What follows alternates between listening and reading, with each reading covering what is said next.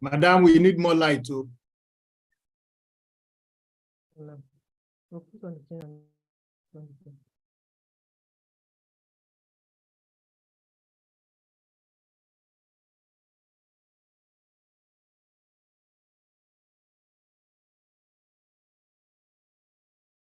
It's not good enough.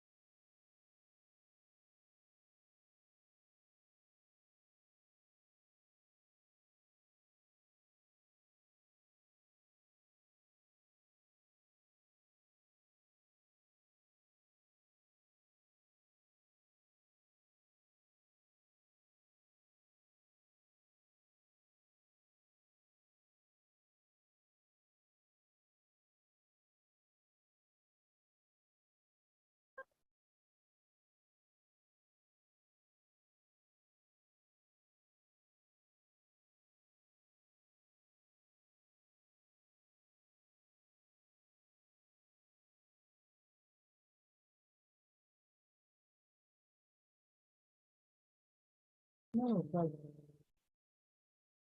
it's a bad thing.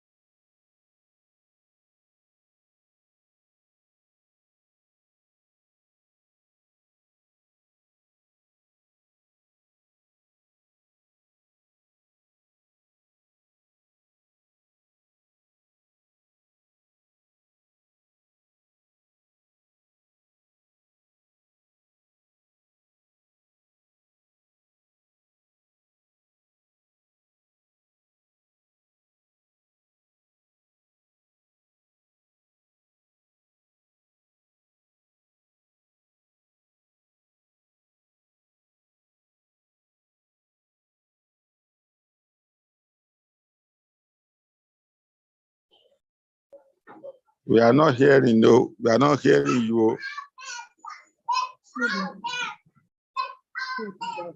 Good evening. Good evening, sir. We are just waiting. Okay. I can hear you now. Okay. I'm okay. I'm good. Just want to confirm the audio is okay. Thank you, sir.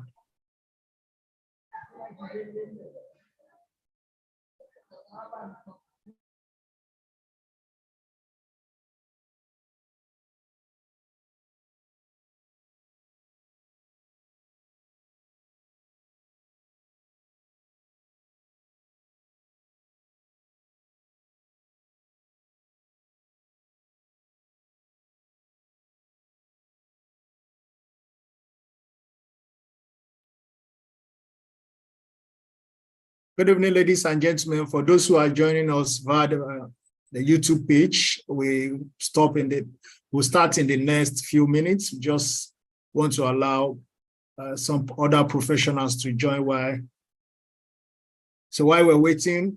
We want people to introduce yourself, your organization, or the parts of Lagos where you are joining us from. Thank you all.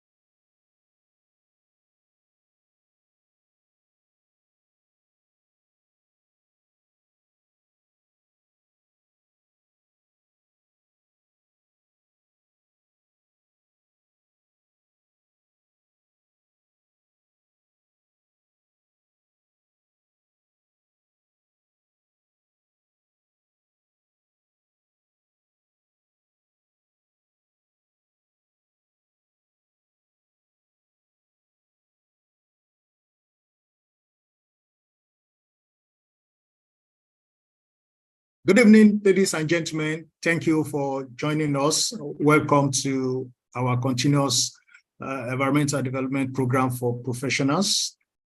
Today, we are discussing one of the crucial issues that faces most megacities in the world.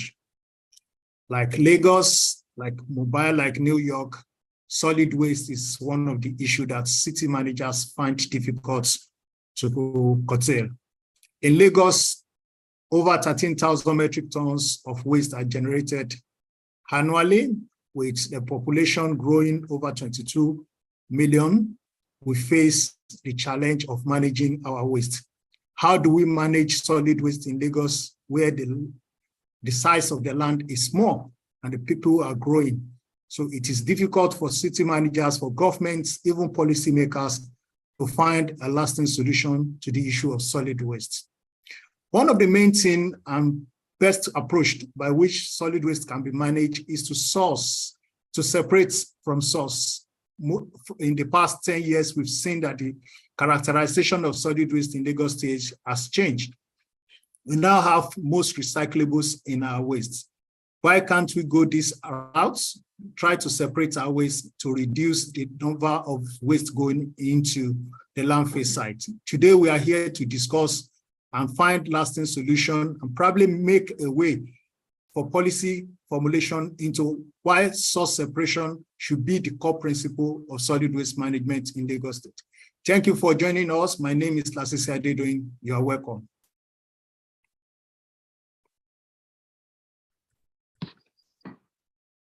Thank you very much, Mr. Lasisi. For today, thank you, our participants, for joining. For today, the topic for this is waste segregation. Is it a big deal? And our facilitator for today's edition is Mrs. Azizat Afinowi-Suber.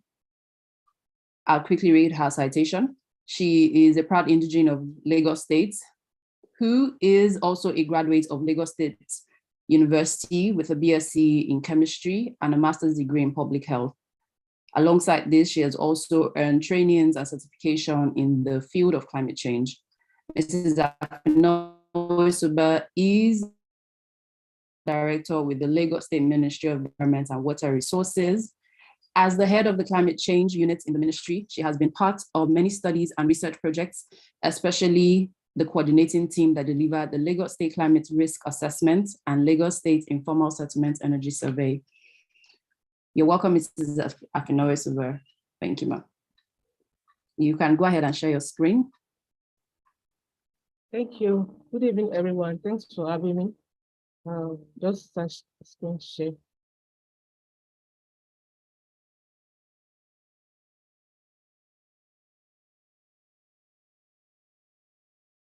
Good evening, all. I'm Afinowi-Suber, as Azizat has directly introduced, and I hope you can see my screen.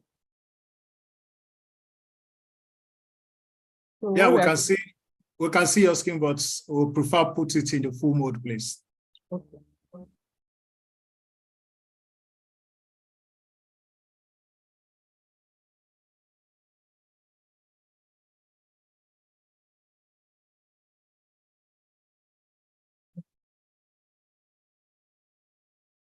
So we are discussing a very important topic here this evening, and it's something that is very critical to circular economy. And I'll go with this outline. So I want to introduce the three planetary crises first, because what the problem of the world is today is a very critical stage, and waste problem is a problem of the world. So then I'm going to zero waste challenge and why we should rethink waste, discussing circular economy in relationship with waste segregation, and now going through a case study from Denmark and why we are all part of the solution to the three planetary crises and waste problem. So from the climate and environmental landmark in the world, from 1962, there was an issue of pesticide use.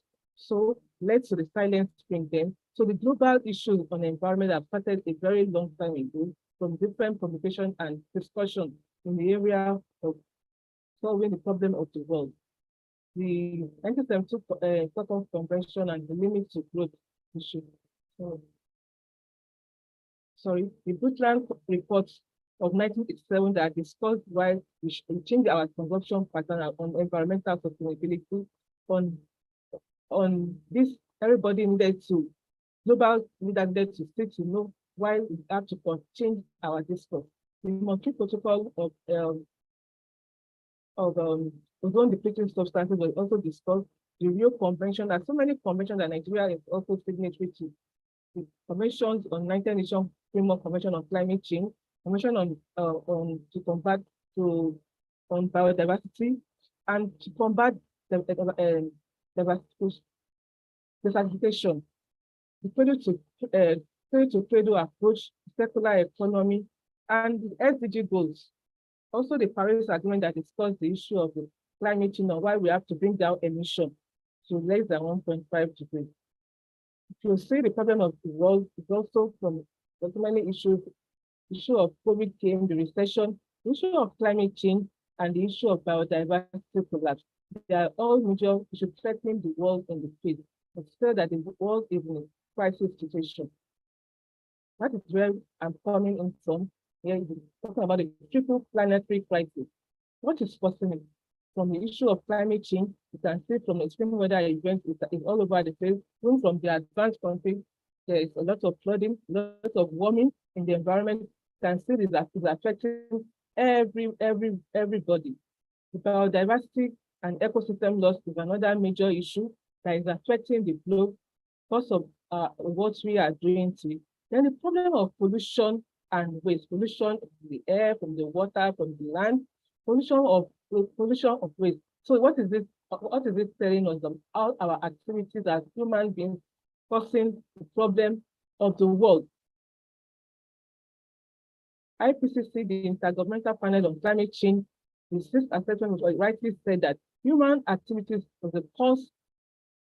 is causing global warming. That's the issue of climate change.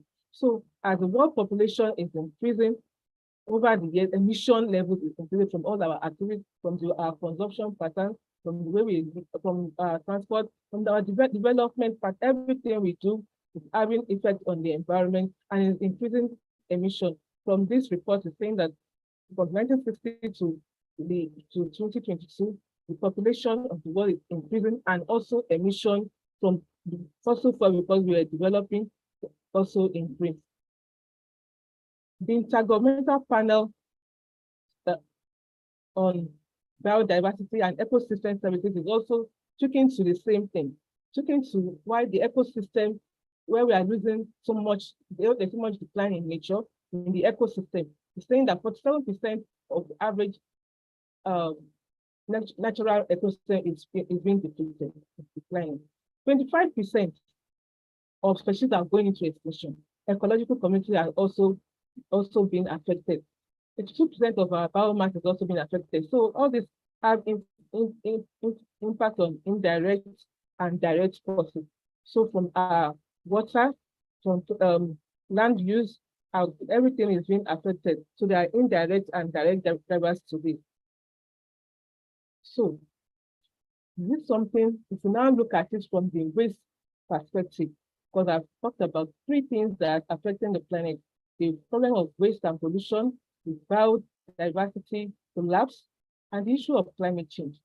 Problem of waste and pollution. So the issue of waste is where I'm coming in from. Can we really rethink waste? Because the concept in which we use, when we just take, we make, and waste is not sustainable, it's against human survival.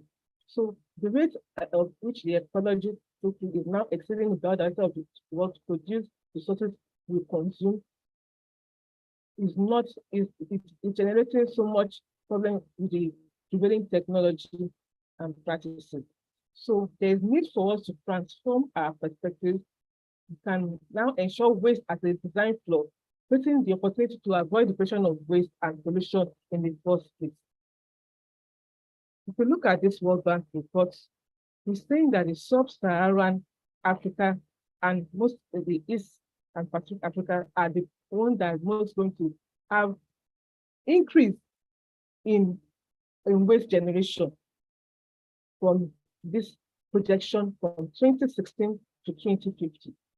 So not that the other countries are not affected, but we are in the sub-Saharan Africa. We are going to, so at the rate at which we are consuming, the rate at which we are managing our waste infrastructure, this rate is saying about we are going to increase about 40% by 2050, and that is not right for the global climate.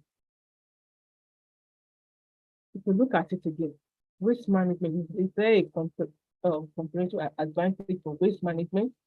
In lower and middle income economies can be seen to be circular in the way they manage the waste, because a higher share of the economy revolves around repairing, reusing, and sorting. So it's more or less like this part of the world, we are thinking circular. But the circular behavior that we are thinking is actually born out of necessity that, oh, we will now need this, that we are now, this is now the way to go. If you look at reusing and recycling textiles, an example of activities that are economically viable, where there is an abundance of low-cost labor in cases with many developing countries. Somehow we are at an advantage, but we need to really key into the circular behavior to be able to address the problem of waste management. Countries around the world is showing that there is a lot of traction in the area of circularity, including developing and mid-income countries. From Europe, from US, Vancouver, all over the world, there is a lot of circular issues that come into play, and everybody is on board. So we cannot afford to be out of this. Thinking circular, there are 3 principles to circular economy, which is the way to go to be able to address the problem of waste. The 3 principles to circular economy is to design out waste and pollution completely in our processes. We should keep products and material in use at their highest value and regeneration of natural systems. How do we do this? Circular economy is showing us this butterfly having 2 sections, the biological and the technical section. So if you are able to look at it as in the technical section, we're able to share, we're able to remanufacture, share, we prolong the use of our products, we recycle these products, we stay long in the environment. Then the biological, actually, some of those products can now come back to be regenerated. By the time we now see waste as a resource, we can now go into composting and some other things. But by the time we continue the way we are going, we cannot go circular, and we cannot manage the problem of waste. The reuse, we'll be able to repair in the technical aspect, we manufacture, recycle, so that these products become the raw materials for the new products. And the biological side, we'll be able to regenerate natural systems, be able to solve the composting for the farming, and then the environment is better for it. So what are we saying here? The circular economy will help us tackle the problem of the planet, the 3 planetary crises I talked about. So making a city circular necessitates that we have to efficiently sort our waste. Substitution, we will make transition into circular economy a reality. Diversion of key recyclables from our dump sites and landfills, we encourage the use of organic for biogas and overall reduction in our emissions. The linear economy principle is in the past, it's centralized and degenerative. While circular economy is the future and the way to go, because it's distributive and regenerative. So we cannot going to take, make, and waste. We have to reduce our waste, reuse, recycle to be able to get to how we want to solve the problem of the waste. If you look at this waste characterization, this is from Lagos Bureau of Statistics, showing the waste composition, waste coming from what we have here. We have textile, 12%, we have paper 13%, plastic 23%, organics, we have more of organic, metal 1%, glass 1%, inorganic 2%, and beverage containers 1%, others for 2%. This is from Lagos Bureau of Statistics. From Loma, we have that we are generating about 13,000 tons of waste per day at 0.65 per person per day. It's also from this Loma statistics, we have that 50% of our collection rate, and we are also transiting to circularity.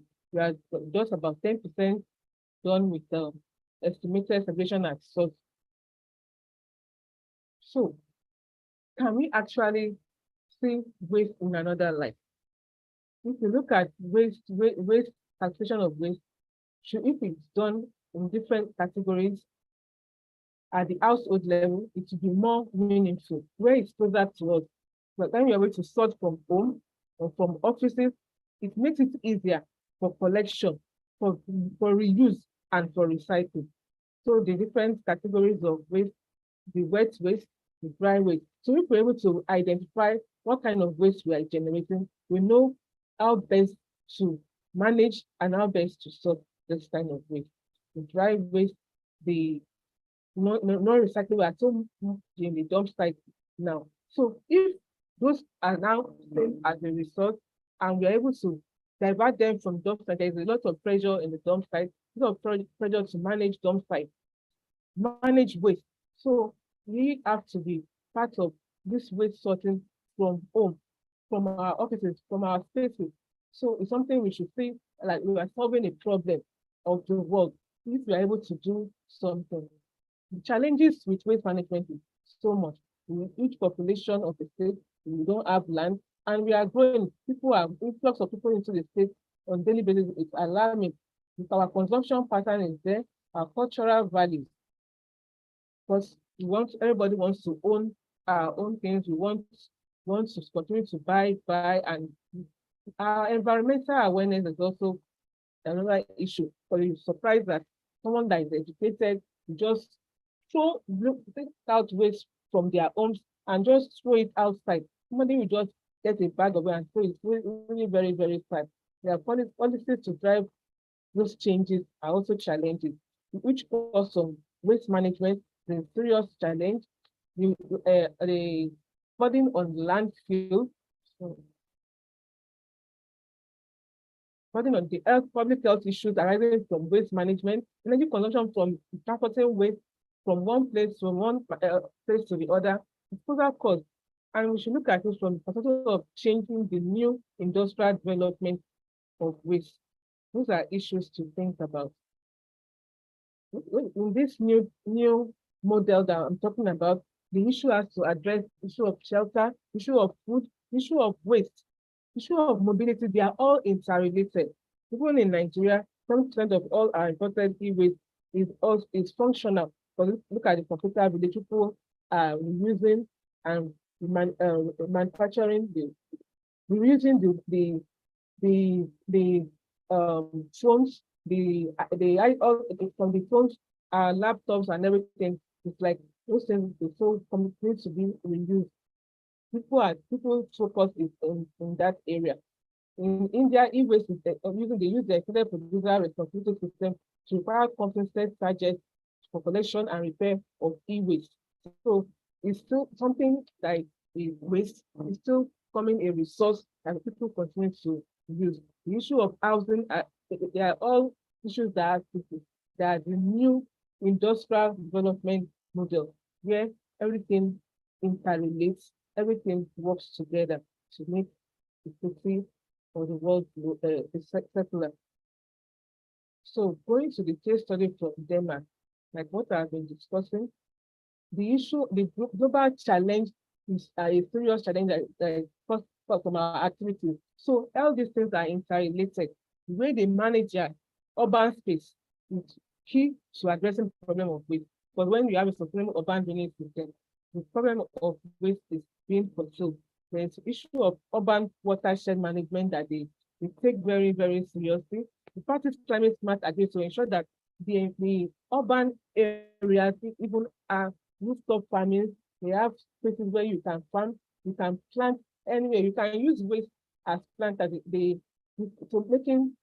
create a kind of to promote our biodiversity in the urban areas. They have a reuse system and reuse system and recycling stations all over that is being managed by municipalities because of their environmental consciousness. So they have sorts of waste, they have designed waste into their system. So there's nothing is going, the air is not polluted. They are sort of environmental conscious.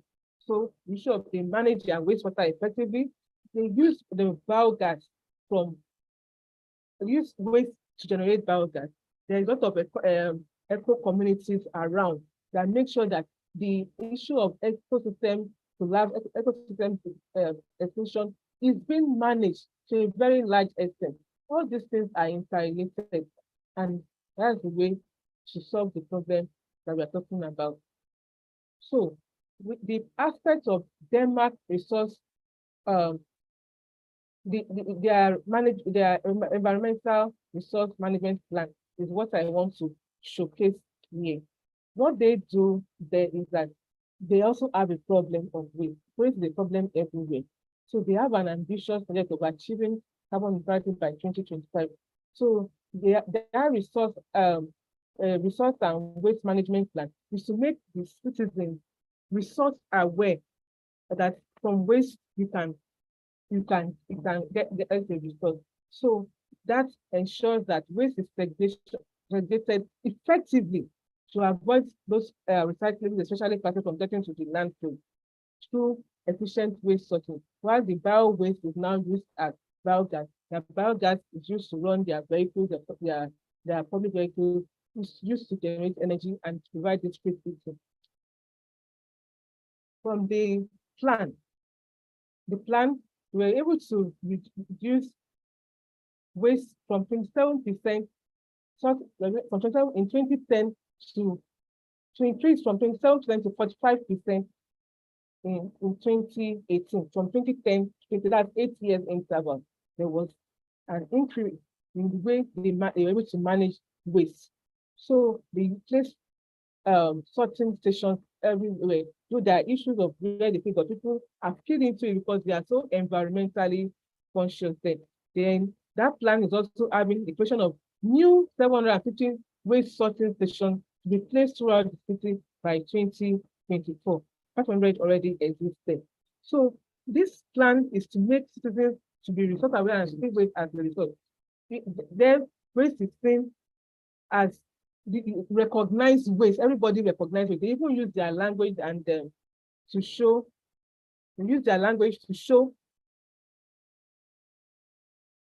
yes, to show where you put this kind of waste, even organic waste. Everything has a place where you put it. The four principles, according to the EU legislation that they use, is making waste accessible,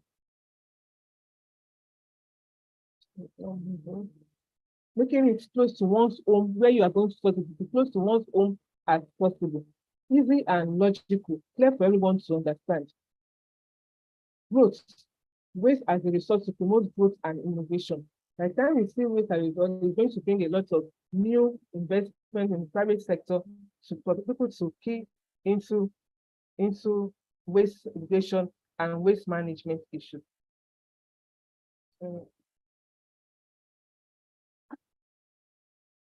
Let's see my slides properly. Okay, so that is from Denmark. So what is happening there? What can we do here? We were already doing. Do you know that there was a gaps and needs assessment done in Lagos for the management of organic waste management? The Lagos Recycling Initiative is also is there. I don't know. When people are now key into it, there is a single-use plastic policy in Lagos. The recycling banks are all over the places, in the estates, in the schools, the communities, the markets, the state secretariat too. Then there's a Packham app in Lagos. I don't know how many people are where there's a Google questionnaire that we have shared earlier, but we need to know what people would know and what people are keying into. So talking about PACAM app, there is a lot that is coming on board with PACAM app. PACAM is going to address areas of Lekki, Ajah, Ikoyi, Ikeja, Koshope, Anthony, Mende, Ilupeju, so that those waste that are being sorted can now get through the aggregators. They can now, using your mobile phone, you can now get those waste carted away for you. PACAM is going to be investing about 3 million worth of 3 million naira on waste daily to be able to manage waste. So to be able to engage the youth and create jobs in the most of vulnerable areas. So areas that are not serviced now, like Pestac, Agor Palace, and more adoption is going to be reached. Restaurants, hotels, and those other places are going to, while on service areas, if you can earn, if you have a space and discuss with them, they're going to help you use, you're going to earn for the space you have, so that people can have that as a collection for, and then waste can now be sorted from those locations. So there's so much to do. If you look at it, that if we are able to do just little things like waste sorting, they're going to be addressing some of the problems we are facing in the globe. The three planetary crises I talked about, which is part of what we are the ones that are causing, so it's part of it.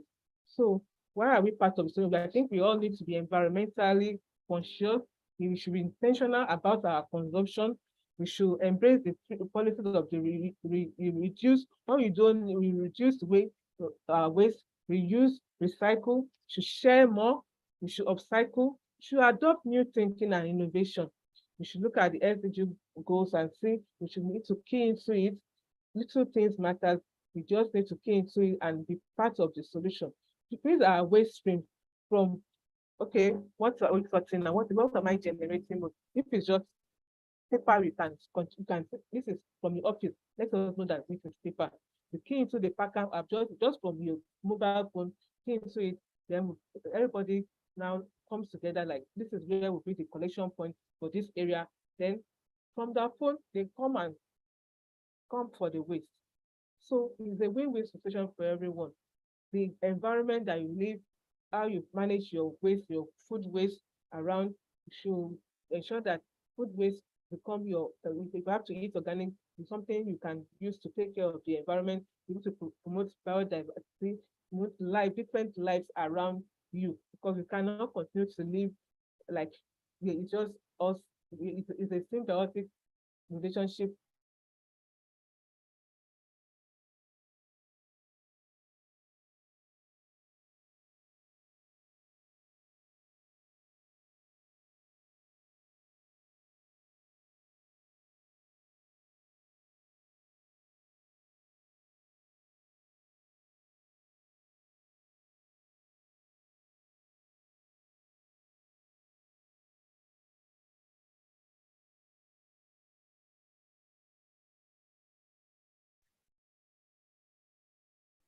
That we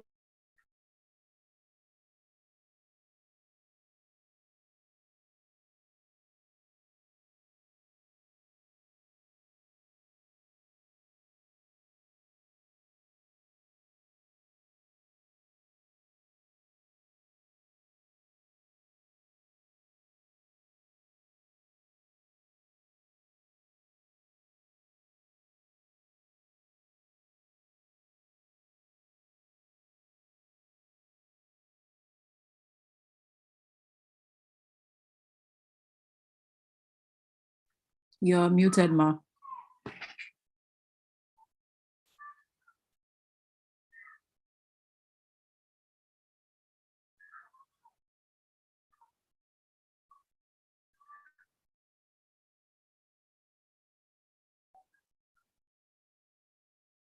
Hello, Ma, we can't hear you, please. Can you?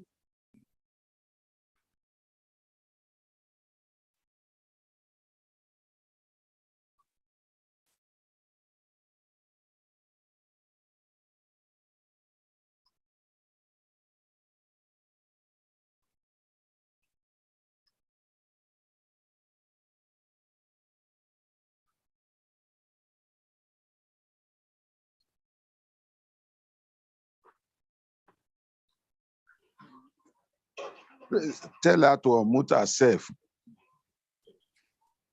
Tell Um, her to unmute herself. I think she's trying to get her slides back up, but I can share for you, Ma, if that's posing as a challenge. I could share for you and No, I think while she's muted, she's through with her presentation. So I think she's through with the presentation. So unless we ask her to take the last 3 parts again.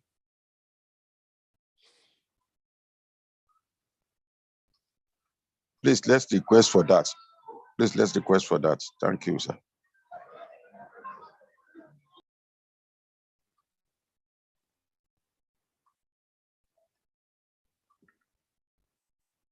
Ma, you need to unmute yourself. I can see that you're speaking.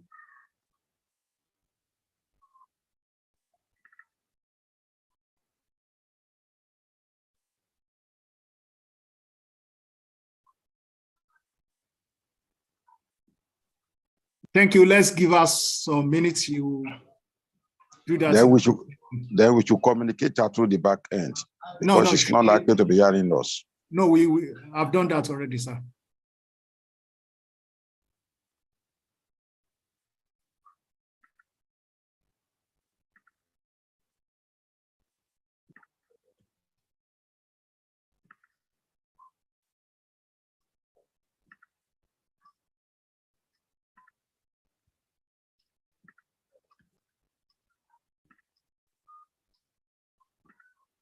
So while we wait for her, Let me share her slides, and maybe that would be helpful for her to pick up the conversation from there.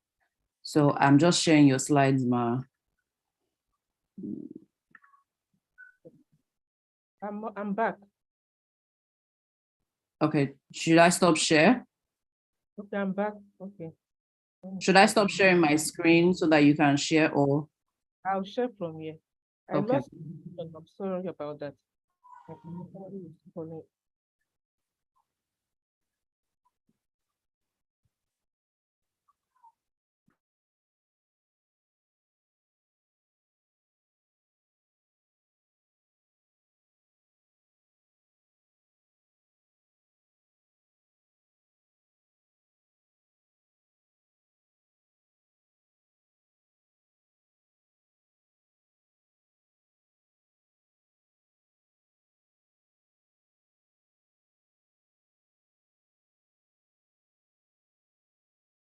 Okay. Last 3 slides. Shall I start from here? 1, 2, 3. Okay. So Denmark Resource and Waste Management Plan. So what Sorry, before I continue, Ma, your slides need to go into full mode. Thank you.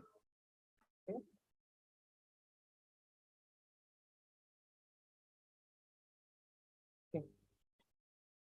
So the Denmark Resource and Waste Management Plan, what they have there is that they also have an issue with waste management. So what they set for themselves was an ambitious target to achieve carbon neutrality by 2025.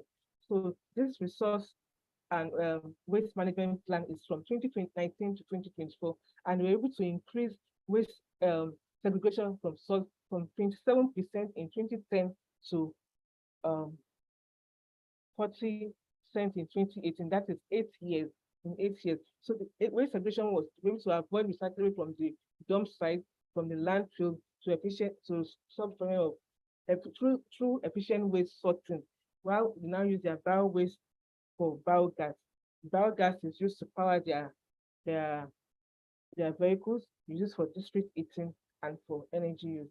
So the placement of sorting stations is determined by several factors, and they have been able to create 750 new waste sorting stations replaced throughout the city by 2024. They already have 500 in a city. So this plan is to make citizens to be resource aware, that waste is a resource, and citizens-oriented decisions are used to entrench recycling.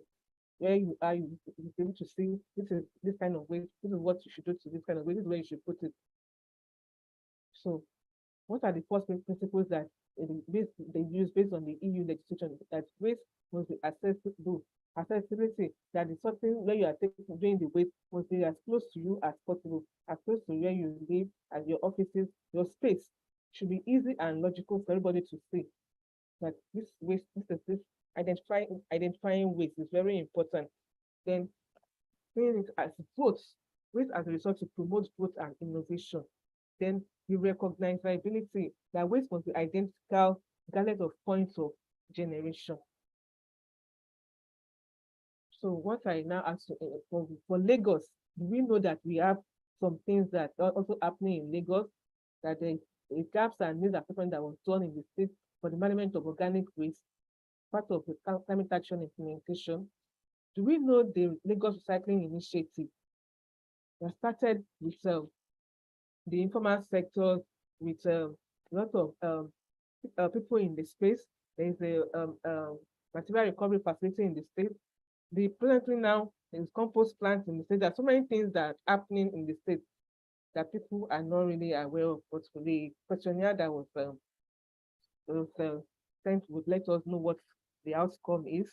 Then the issue of recycling banks that they are all over the place, that people need to key into it. Some of them are even close to where we live, and some of them are in the office space. We have in the markets, they are all over the place now.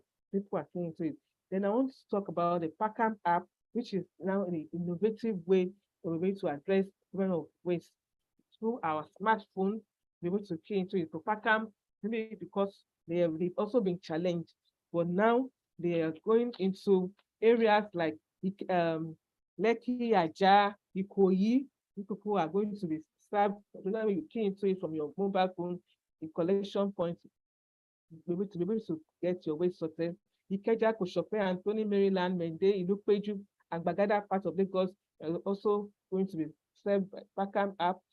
By month end, Festac, Agop Palace, and Amu Odofin will going to be taken on board.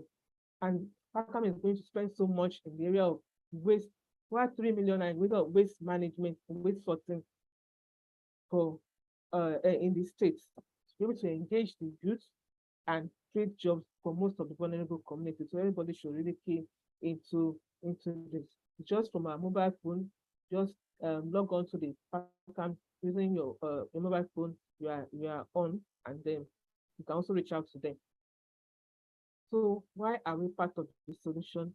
Is when we know that there is a problem, the global challenge is there for everybody to see. So we need to be intentional about our consumption. Should not, because we know as we continue to get more affluent, we want to buy this. Even the production, the companies producing things are not helping matters. We want to produce new things for us to just continue to buy. And by the time you buy, it gets somewhere. Where is it going to? So we need to change our consumption pattern to embrace the policies, the reuse, reduce, and recycle. We should share more, upcycle, so that it can become a resource for other users. To adopt the new thinking and innovation to go green, we should look at SDG goals and we should key into them. That's systemic action for change. We should increase our waste sorting, the waste that we the fraction of waste that we generate, so that okay, if it's more of paper, if it's more of pets that you get. So those things, if everybody, we should not leave it to the informal sector alone, because they are not doing it right, and it leaves much to be said. They are all over the place and becoming a menace. Even bagged waste, they open it on the street and come in public. It can be an epidemic anytime. So we educated people should key into waste segregation, so that we should see that we are solving a problem, and then we'll get there. Should plant to make environment, the biodiversity collapse that we talked about, should plant more around us. Aside from the urban, we should turn our urban spaces into green spaces. And then our food waste can now be as compost, so that it can be regenerated for the environment. Those are those things we can do. We should think of energy conservation. We should not waste our water, energy efficiency in the kind of appliances that we use. And we should think go renewables. No, it's expensive, but that's the way to go. Thank you for your time. I'm done.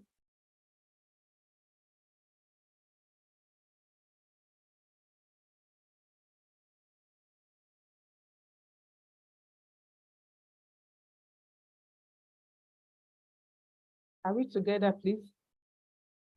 Yes, we are. Thank you so much for your presentation, Ma. May I call on Mrs. Akiyemi to do a recap of this before we move into the, you can stop sharing, Ma, thank you, so that we can, after the recap, then we would come in to discuss the questionnaire as Mrs. Afinori-Sube mentioned earlier to discuss, and thereafter we would have the open forum, and then we can all, in an orderly manner, we would unmute ourselves and would begin to have a conversation around this and what are the likely solutions that we want to highlight for Lagos as a mega city in terms of addressing waste segregation. And well, thank you so much.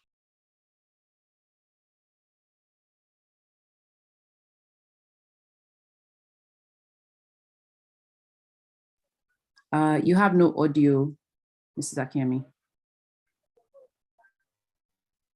We can't hear you.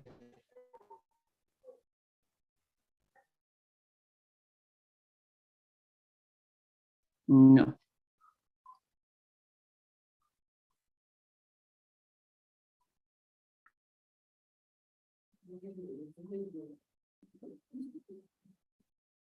Can you hear me now? Loud and Yes. clear, we can hear you now. Yes, we Okay. can. Okay. Good evening. Good evening, everybody. First of all, I would like to appreciate our presenter, Mrs. Azizat Afinu-Subao, for that wonderful presentation, and to all the participants both on the Zoom room and on YouTube. We'd like to appreciate you for joining us today. I will do a recap of what we've learned so far from our knowledge, from my experience. And first, what I'll point out is the buttress on the topic, which is how to even manage the solutions on how to manage solid waste in Lagos. And from the summary, which is the waste segregation, is it a big deal? Is it something we should consider, or is it something we should, be a part of the solution too? And in the course of our presentation, she was able to mention that it starts with thinking about circular economy, which is the future. We need to start thinking about circular economy and ways by which we can be a part of that and be able to help in waste solution. And she mentioned categorically that the circular economy is useful because it is distributive and regenerative.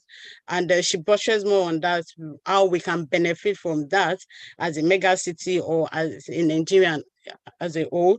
And also she mentioned about the sorting, which she employed everyone to start imbibing that habit from home, that the sorting of waste is required to start from home. It is an habit we need to start imbibing in us from home, and even our place of work or wherever we find ourselves. It has to be something that we get as a culture to do. And she pointed out some of ways by which we can educate people to let them understand part of the different kind of waste that we have, the type of waste, how we can categorize our waste, which would probably be biological, the physical, or the chemical properties of waste, and how we can educate people on how to separate or sort their waste.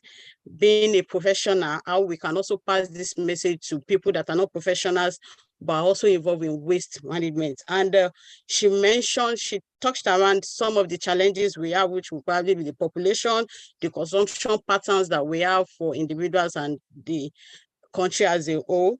And now going down to her experience in Denmark, she talks about the case study of Denmark and part of what they invite, what they do in Denmark. And she mentioned that Denmark also, like Nigeria, also face waste management issue, and they were able to adopt some plans and management that were able to help them manage waste management. And one of the case studies of what they are into, the practice that they did, is the sustainable urban drainage system that they have, the urban water shed management, the planned urban space that is being adopted by Denmark, which she feels we can actually imbibe that as well in Nigeria.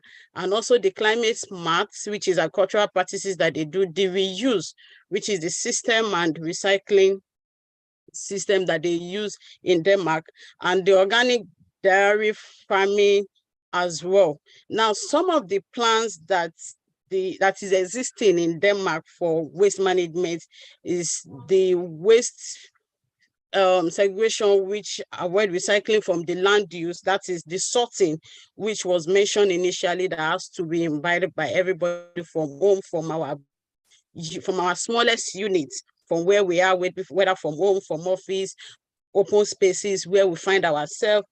And also the bio waste, which is being used for biogas by Denmark, which can also be used, but can also be incubated by us too as a country, by using our bio waste to turn into a biogas, and also creation of new waste sorting stations, which can also be used but it can also be done by the government, so that there are availability of sorting stations across the nations, and which can be accessible even for people that are in the rural area, so they don't have to travel as far as going to the urban cities to drop their waste. So it is accessible to them.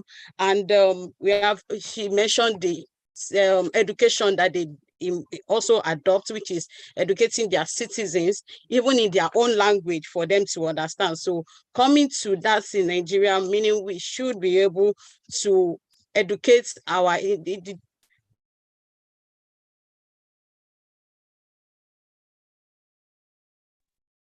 Hello, can you hear me? Yes, you're still audible.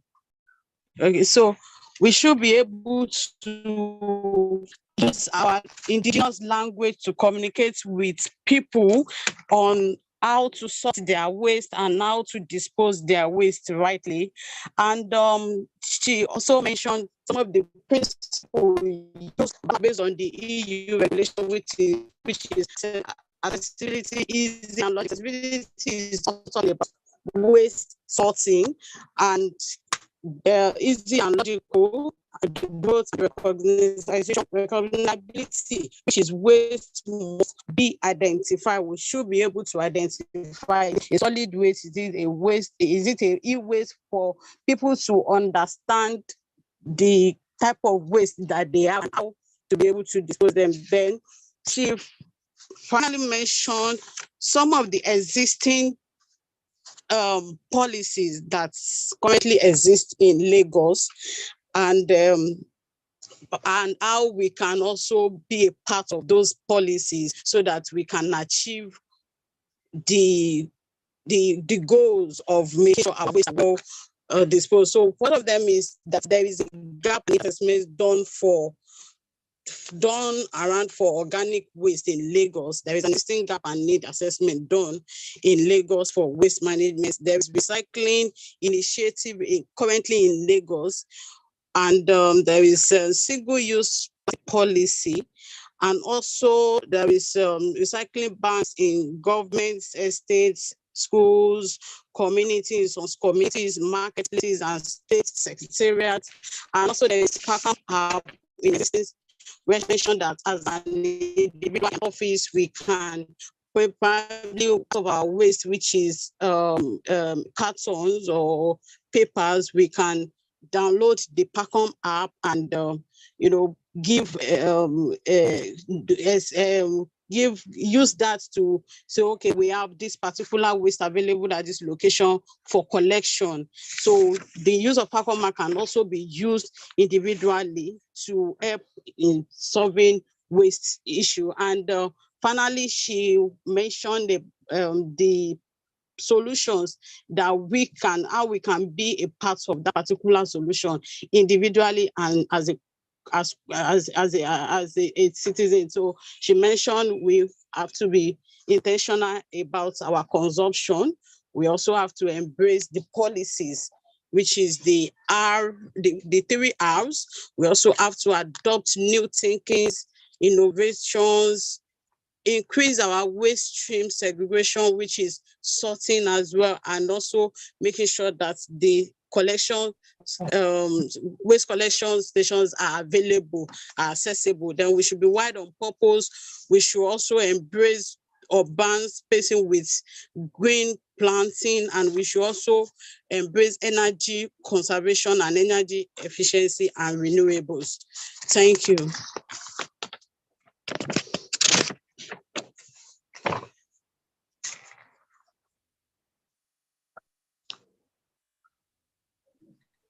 Yeah, thank you very for.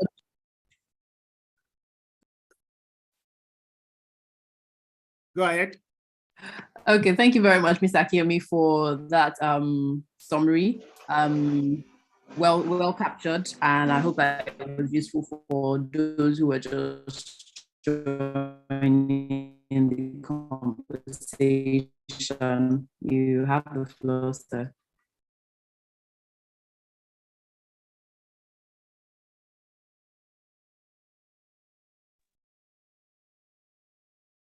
Yeah, thank you. Before we go to the open forum section,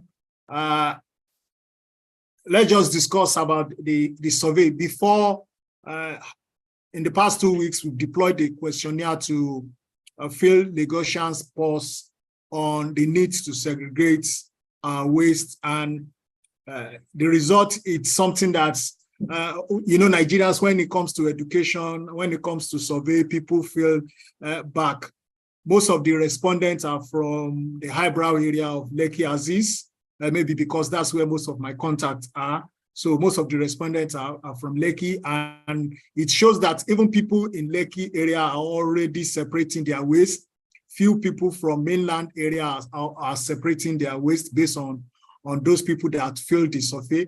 And the types of waste we generated in Lagos are paper, styrofoam, food waste, carton, and these are things most people generate. Most respondents want the state government to put up a policy so that waste sorting can be taken serious by Lagosians. This is the conclusion from the survey. So if everybody wants waste sorting to be part of policy, that means it is high time for the government to do this.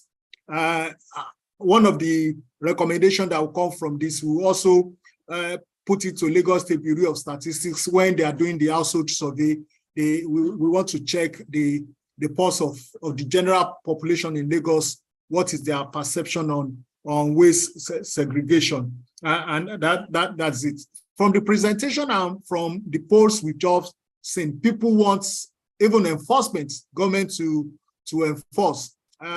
We need to put up small initiatives to cut the waste we are generating in Lagos. So the floor is open. If you have comments, if you have contribution, just signify, and let's find a lasting solution to how to reduce the volume of waste that we are generating in Lagos. I'll give you an example. In one of the village in France, I can't recollect the name, but the news is on BBC. The mayor of the city decided to give each of the villagers, each of the citizens of that community, two chickens, in the hope that, yes, when you have 2 chickens in your house, most of the organic waste you generate, you give it to the chicken. Alarmingly, organic waste generation, organic waste disposal to the landfill in that city reduced drastically because of that small initiative. And we can see that 43% of waste generated in Lagos is basically organic.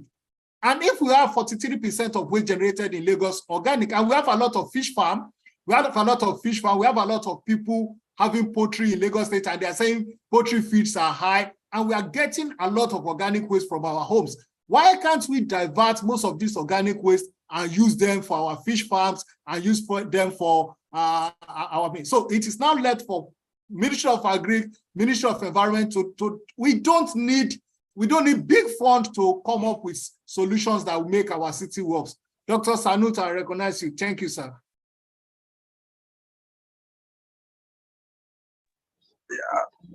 Thank you very much, Mr. Moderator.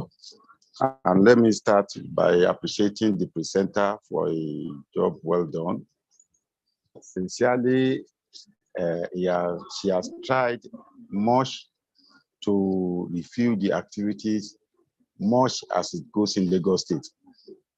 Now, looking towards moving ahead from that end, with respect to policy making, there are some areas that still need to be worked upon before it can become easy for the state to enforce. Although our policy direction will be tending towards that. As we have captured, the recycling initiative in the state has started since at least to the count of 2019 that we've started, and we're coming up with different initiatives up to the level of this piloting the recycling banks. The recycling bank has become a success story, but it's still with its own problem, and the problem is off-taker. So the government need to work up, not only the government, the general populace need to work on 3 areas. We have to work on the areas of the investment on the high investment and the low investment. The off-taker, like for example now, we know we have maybe 1 or 2 people that can actually use those materials. For example, I'm citing the case of plastic PET as a case study now. And that is the most common of the recyclable being received in our recyclable bags, at least with the highest percentage, significant one. So, but the major thing is that, do we have in the country companies or industries that are ready to use those things as feedstock? Where those ones are not existing, even where people are sorting, some people are buying from them. There is a stock on where do we take it to? And at the end of the day, you realize that the demand from people that are taking from those people that are sourcing from home will reduce. And where that reduces, then things will lapse again. I know we have a company around the Shagamu Hand now that is looking towards Lagos as a source. And we have another one very close on the express to Ibadan too. All of them looking to. So we need to improve on this end so that there will be demand for these recyclables.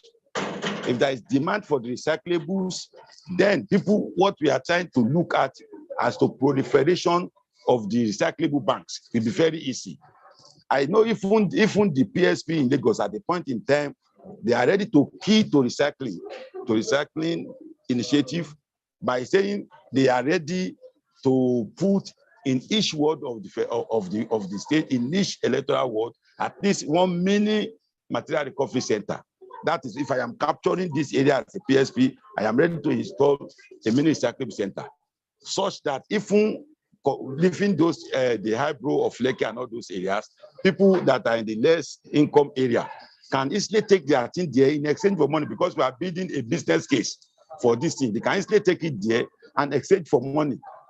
But it is only when they have where to take it to that can work. So government need to look at that. Then there is also need for us to see how we can work with our agencies, the agencies like Research Institute, like FIRO or NISBRI, this building and other things, that can fabricate some equipment locally and at cheaper rate. Most of these recyclables that we are talking about they usually exist in volume and not in mass as to weight. So by the time you want to carry something of small volume from one place to another, you realize that the vehicle you are taking is even whereas the vehicle can even carry more than that. But by the volume occupied, it becomes difficult. So if at a cheaper rate, even these people that want to establish just like a mini business in the localities can have access to this machine, sorry. So that we can use compacting machines that can be locally just the use of little technology and be able to compress those things. It will be very easy for them to pick and as well get to their own aggregator. So government, we are trying to, and that is what Lagos State government presently have also, in addition to recyclable bag, we've also tried to extend the use of the deposit basket in Ifakoijaye, and trying to empower an aggregator with a motorbike that even where you have the packer saying, come and pick from my house, you can stay with that recycling bike, go there and pick. But now talking of the volume we are talking about, by the time it's getting to that house, what is picking may be less than 1 kg, but you realize the volume, even the vehicle will not be able to carry that at once. Now come with it. So there will be need for them to see how we are going to work on that area. Sincerely, it is something that is doable in Lagos. Our major challenge is that we don't have even land that we want to continue to use for dump sites. So with our looking at our 57% recyclables, I think if we are able to target this, proliferate this recyclable center or mini MRF all around, we will be able to achieve and divert as much as possible from getting to that end. And now coming to the other one of the organic, I think as of today, we have little people, because Lagos has not been seen to be an agrarian state, just as we have seen in the area of the horticulture and all those things, until things are tested, and because it's a commercial basis and they see it to be fruitful for a production, people are still scared. But I know if our focus is first on those recyclable and we do that to smaller one, then other treatment can still go for the organic. The biogas can still go for the organic and others like that. So thank you very much. I think we can have this add to why the government is also, why people that are working with government, we also look at how we are going to ease this end. Thank you very much, sir. Thank you for your contribution. Mr. Adedayo, you are recognized, please.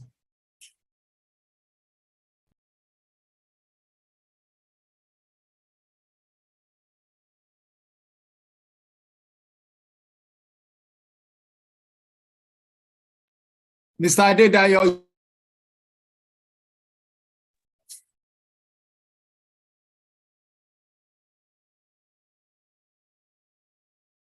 While we wait for Mr. Dayo's contribution, if you look at why is Lagos State, why do we not have a deposit scheme in place?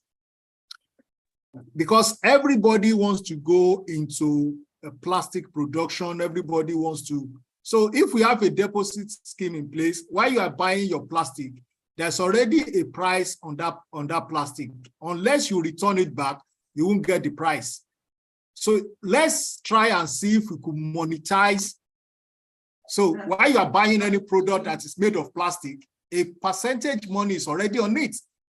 5 cents, 10 cents in some of the countries who are using deposit scheme. So until you return those plastic, you will not take your deposit. That's what we used to do when in the early days when they were using Coca-Cola bottle. So you have to, unless you return it, you will collect the price on it. So if we can have that in place, I think that will encourage people to sort their waste, keep their plastic, and do what? So it's very, very important. It's very important for us. Yes, that is a very good option. Because it's an economic solution, it can only come from the national. If you want to in Lagos, you cannot implement that in solo, because most of these industries that are producing, many of them are not in Lagos. And for you to be able to enforce the return on that may be difficult. So it's an economic issue that we have to be pushed through the National Economic Council or the National Council on Environment. So, but it's a doable and a very good option. Thank you very much, sir. Other comments from residents? I think I saw the chairman of Lekki Residents Association before, maybe it's not.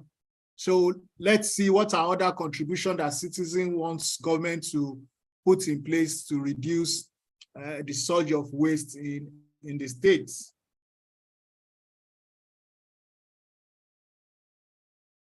In terms of enforcement, I don't think we need national government to enforce separation of waste.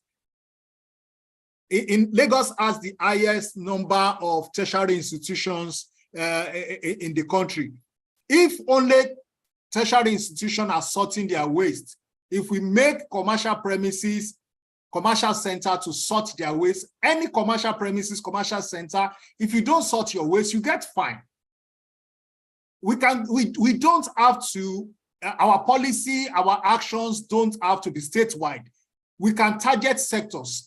There's nothing that stops banks. There's nothing that stops supermarkets. There's nothing that stops institutions from not sorting their waste. So we don't have to wait for everybody to start it. When we started the PSP program, the state government started just in 2 local governments. And after piloting it in 2 local governments, then we now cascade it to other local governments. So waste sorting, we don't have to wait. We have a lot of mega estates. People call them estates. I don't call them estates. I call them just gated community. People just put fence around their house and they said it's an estate. No, if you're an estate, you must have a bin in front of your house. Your road must be well-lit. You must have a standard wastewater treatment plant. So we don't have to wait. We don't have to wait for others. We can do it sector by sector. We can do it in piecemeal till the whole state comes. That's just my own opinion. I want others to talk. Thank you. Yeah. Hello, can I just speak? I've been listening. Sorry, I'm in a bit of a noisy place, so I'm trying to move away. How are you, everyone? That was a nice. Thank you for joining us, man. Thank you. You know, I always love anything education. I'm actually in a place for EIA, so I'm just settling in. Basically, it's, but like you said, starting with estates and all, let it also be clearly written out by the government that this is what we want to do. This is what we want people to do. Then we can start enforcing. Like in the UK, if they say don't commingle your waste and you commingle it, you get a fine. They'll sort you out because there's waste intelligence. But before we get there, let's start somewhere. People don't, like the awareness thing that Afinawi spoke about is very key. You see people who are educated and they are throwing things out of their vehicle. So I want to talk more about incentivization. By the time we get incentives from the waste, people will joyfully do it, especially now. The living conditions, the cost of things and all, they'll be forced to comply. But let it be known that it's against the law to do so. You know, like before we could start using seatbelts for our lives, they had to make a few scapegoats before we complied very well. Now it has become a culture. So for me, and that's what I'm just doing every day. People now come to me and say, oh, is it possible to have a compost tumbler in your house and recycle in the house? And Packham gives me good money. Like last year, I collected close to 40,000 from recycling my hands and my PET bottles and all. And that is after I've reused so much for my wall garden. All my paint buckets that I used to paint the house, I fill them up with sand, tires and all for training, for people to see that it is so. I removed one of my wardrobe in the kitchen, removed the door and put 2 plastic buckets there because for women, when you are cooking, you don't want to be going out back and forth to throw the 4 leaves and so I just gather it when it is night after, you know, we eat a bunch of banana and everything, they're all manure. I go and put it in the compost tumbler. It becomes good waste and manure to even put below the root of the plant that I'm planting. So I eat from my garden. As small as it is, as small as my space is. On all the cemented areas, we have buckets there and we put things. And then the spaces that we can recharge the groundwater. So we have said, we have to act very fast because of the things that are happening. We've seen places like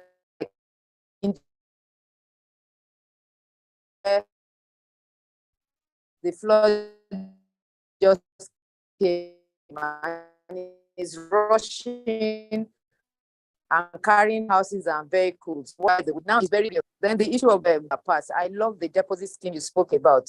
We still used to do, that bottle thing. We take it, we buy the drink, you go back and replace it and all. By the time we are doing that, there's reverse vending machine that they are ready to bring in, but they are waiting for government policy so that when they bring in a reverse vending machine, they make money from it because it's a business venture for them. But how can we compel people to take it to the supermarkets, the nylon bags and all that? So we'll start from segments, but there should be a general law and awareness creation for people to know that what you are doing is wrong. And this is the effect. Let's do reverse psychology for the people so that they can change swiftly. It is possible. Thank you. Thank you, Ma. We appreciate you. Thank you very much, Ma, for your contribution. Mr. Adedayo, you are recognized, please. Oh, thank you very much, sir. I want to appreciate our resource person for this wonderful insight that she has given to us, both at what is happening in Denmark and here in Nigeria, how we can improve. I also appreciate Eco Enviro Talk TV, which I also represent, for this wonderful forum. All right. One of the contributors talked about the issues that lie with the households being encouraged to segregate their waste, to separate their waste. For us who are into recycling, one of the issues we face is that apart from us going around, especially these companies that generates waste, especially the recyclable like PET, which is the most abundant of the wastes in Lagos. We also have logistics problem. Apart from the problems faced by the households, we also have logistics problem. How do I mean? One of the campaigns we are doing is that there should be micro collection centers in most wards, in most places in Lagos, where we can go and pay for these pets. But we cannot be going to households and picking their recyclables. It's not cost effective for us. This is where government comes in. I understand that government has been doing many initiatives on recycling and all of that. But what we want at this moment is that there should be micro collection centers where we recyclers can now go and collect these things in bulk.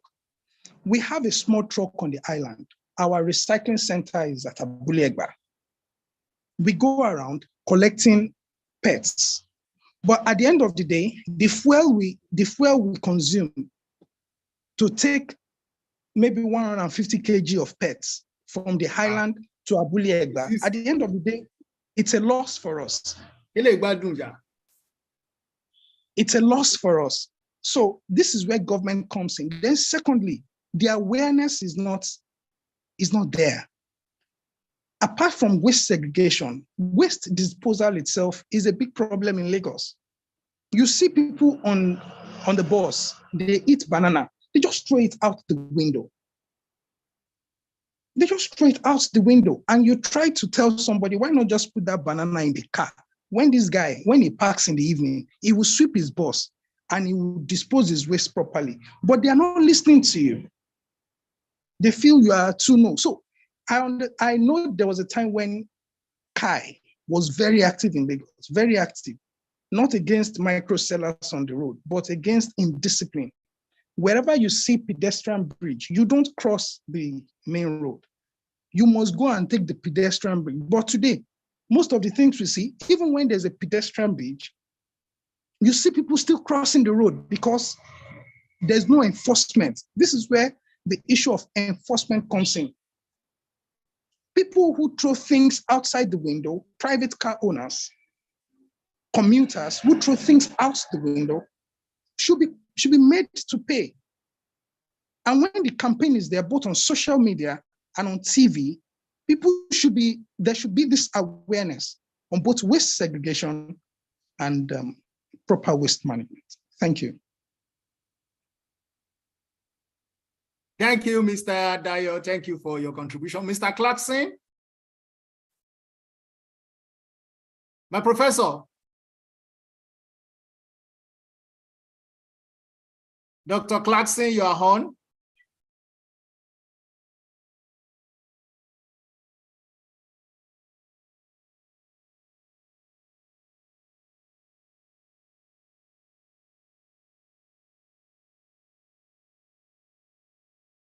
So if we take some of the suggestions, some of the actions, and we want to put them into policy formulation, and like most of the thing I look at, for us in Lagos and in Nigeria, we are always calling ourselves giants of Africa, and we feel money is what can solve all the problems. And we see other countries that are not big like Nigeria and Lagos, but they do initiatives. You go to Kenya, you go to Uganda, you go to Rwanda, and you see pilot projects, pilot programs in communities, in cities that will not cost money, and it is privately driven. In Lagos, we want government, we want the central government or the national government to come up with actions. No, let citizens, let individual. After the petrol issue, people start converting their generator to gas. People start converting their generator to gas. In Kenya, people use biogas at home. Biogas at home. So why can't we just do this? Mr. Clarkson, you are on, please.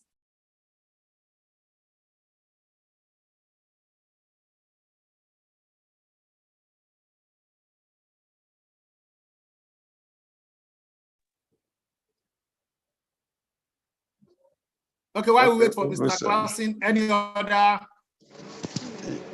Yeah, Mr. Lasisi, thank you very much. Oh, can I talk? Can I go ahead? Hello, can you hear me? Okay. Yeah, Mr. Clarkson, we can hear you. Yes, my question is this. We are aware of how the former administration during the issue of Visionscape spent so much in enlightenment that people should not pay for waste service charges any longer because they want to create what they call Pumao and infuse the waste service charge into it. Now, since almost over 4 years now, we have seen a different administration. The balkanization of Loma is repealed, and more so, we are now trying to rebuild and go back at least to some years that we achieved during the Fashola regime. Yet, I find it difficult that it is not as not forceful anyway, as persuasive as it's supposed to be, going out to tell people to pay for waste service charge. The enlightenment is almost, I wouldn't say it's zero, but it's almost zero compared to what we had when they were saying, don't pay for waste service charge. I mean, there's a report, a United Nations report that says that Lagos is collecting almost 80% of the waste. But why do we still see waste on the road? We still waste on the road. So there is need for us to really get that orientation that the waste should not be dumped on the roadside or neither discriminately done. So please, my question on this axis is, what are we doing concerning it? Because we seem to have only faced the mechanical aspect of waste collection and forgetting the behavioral aspects, which is also tied to issue of waste separation. If we don't teach this, how do we now achieve the exact waste separation that is needed for us to really face the circular economy principles of waste management in Lagos? Thank you, sir. Thank you, Mr. Clarkson. Let me just give you a small scenario and a small example. I was able to fly a drone from Sanfield. If you're familiar with Lekki Axis, fly a drone from Sanfield up to Aja. And in flying that drone, I was able to identify 65 black spots. 65 black spots along Lekki Express axis. And after that, we were able to do waste characterization to identify where those waste on those black spots comes from. If we put scientific approach into solid waste management in Lagos State, we can stop them. I know, I'll give you an example. Why is Loma putting a waste bin on an express for people that are living in a slum when they can have bin in their houses? Why is a market that is built, that's supposed to have a waste receptacle design inside that market, why should you put a waste bin on an express for that? So we cannot be blaming the past administration. We cannot be blaming this thing. We need to look at where our problems come from. Most of the traders, most of the people who trade along Lekki Expressway, the Malams who are in front of estate, Malams, I don't expect a bank. You see traders standing in front of banks and they generate waste and they put it on the road. Those are the things that are contributing to dump sites, that are contributing to black spots in Lagos State. Why will a resident, we have surveillance. When we have surveillance along, people carry waste and put it on the road. Now, if our cameras can capture plate numbers, our cameras should also be able to capture the faces of people that are dumping waste. We have a centralized data system in Nigeria now. You see that you have BVN, or you have your telecommunication system. We have all the pictures. So if the camera picks you for dumping waste, we can get you 1 month, get you 1 year, we will prosecute you. So it's not about educating people. It's about putting scientific method in stopping all the waste issues that we have. I don't expect to see waste problem in Lekki Axis. If somebody can buy a house of 50 million naira, you can buy a house of 100 million naira, you can stay in an estate of over 1 billion. There's waste problem in Dolphin Estate. There's waste problem in Banana Island. Banana, which is even, the total value of banana is more than California. Why should we have a waste problem in Banana Island? So it is our inability to tackle our problem, not about educating people. Most of the if you come to Lekki Axis, most of the PSP operators are not functioning very well. And if you don't function, people can pay for a service they are not rendered. So we need to look at our problem critically, look at it and look at each solution. The solution for Lekki is not the solution for Ikeja. It's not the solution for Alagbado. It's not for the solution for Ajegunle. We share the same similarities with India and with Pakistan. They don't use compactor everywhere in India.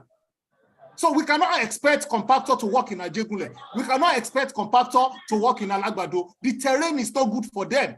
So let's look at a solution that fits a particular location for us to manage our waste system. That is just my contribution. We have all these things. It's just for us to bring aggregates of solutions together and make the state to work. We cannot use one solution for every part of Lagos State. No. Yes, Lagos is urbanized. Lagos is this, but there are some parts of Lagos that you can't just move into. That's just my own contribution. Thank you. Yes.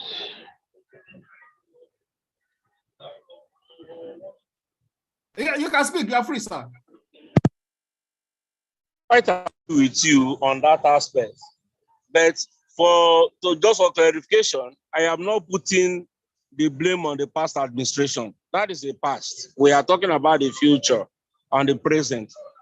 my question is, what are we really doing to ensure that there is no dumping or indiscriminate dumping existing in Lagos State?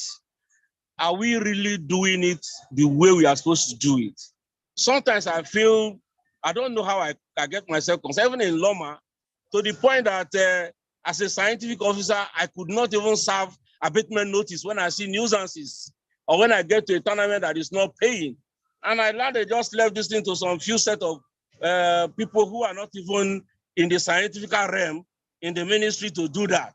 So I became a thing of worry to me.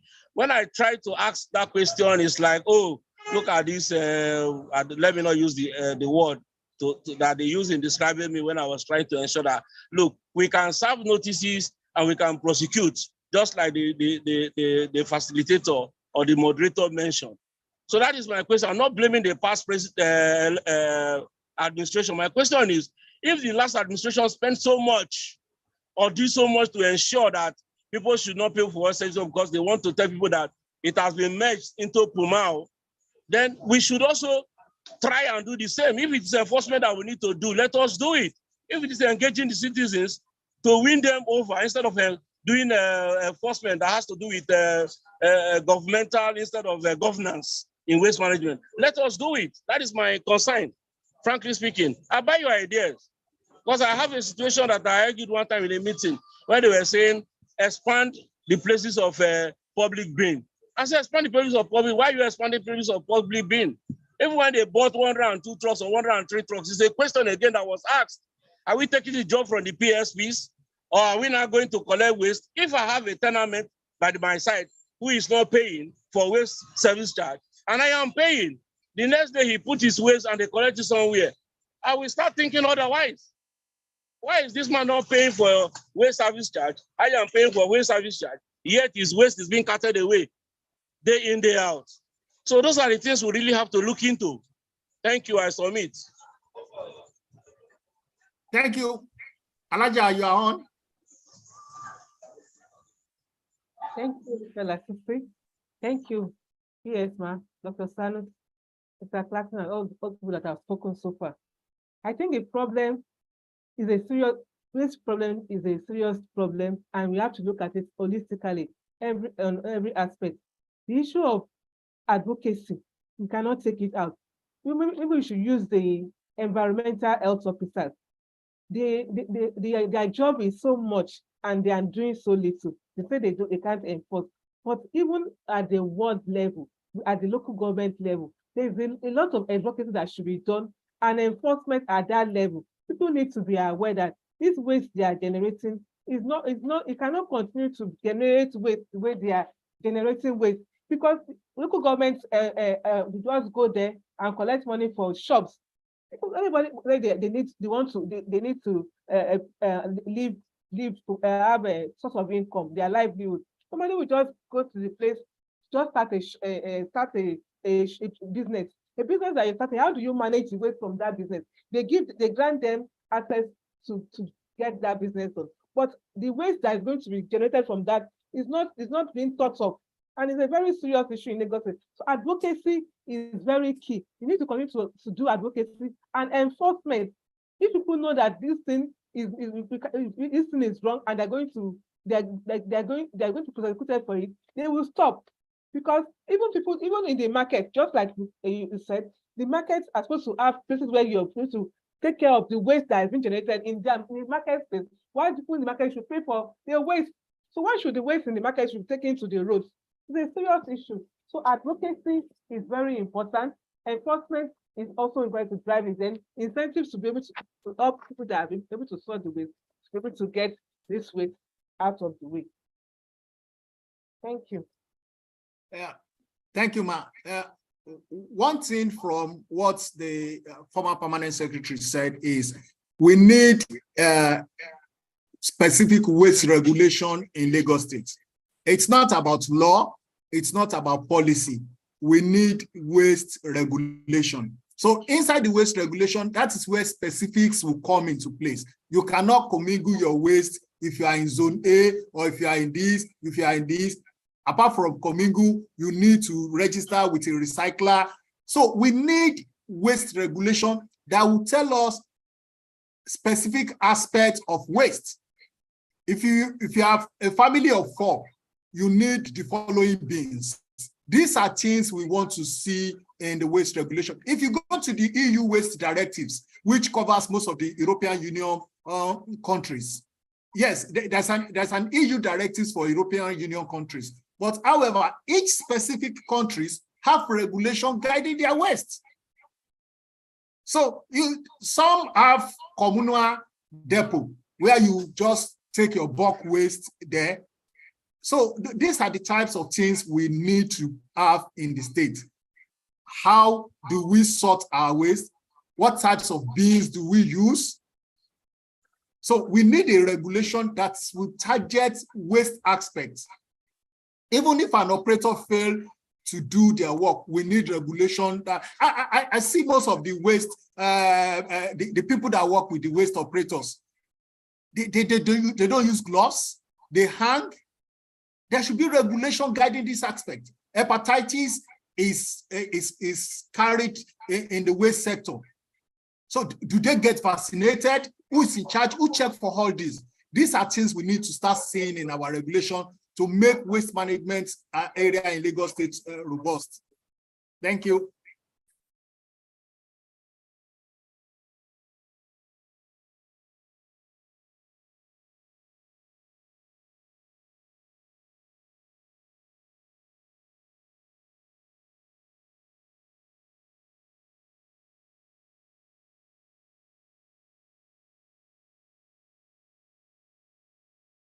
So I think we'll stop if there's no other contribution. Let the moderator help us with the closing remarks and vote of thanks. Thank you, everybody, for joining us.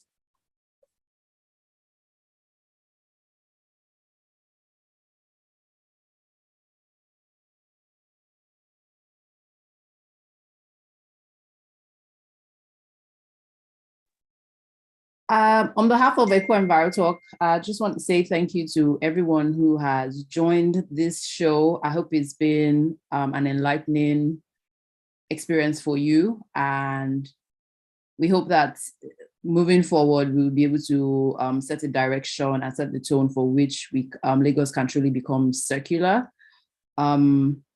Also, I think leaving here today, we should all know that we should all be part of the solution, and it's our individual responsibility to Mother Earth to protect her, because we need her more than she needs us.